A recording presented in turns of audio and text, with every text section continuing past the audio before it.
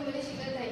श्री गणेश भारत विद्या मंदिर वापर या शाळेची मी विद्यार्थिनी आहे। विकसित भारत बिल्डअप 2025 थीम समृद्ध भारत, स्थानिक उत्पादन, हस्तकला आणि संशोधनाला प्रोत्साहन देणे।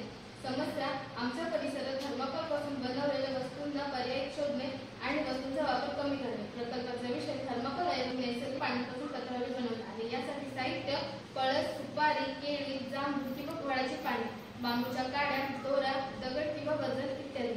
प्रकल्पाचं उद्दिष्ट थर्माकोलमुळे पर्यावरणात होणारा दुष्परिणाम कमी करून स्थानिक उत्पादन म्हणून नैसर्गिक पत्रावळीचे महत्त्व पटवून देणे।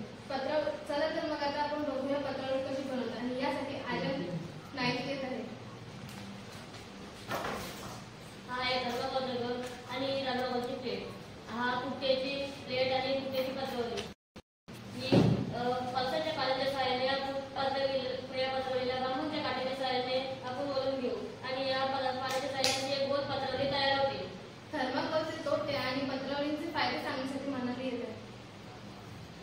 थर्माकोलचे तोटे।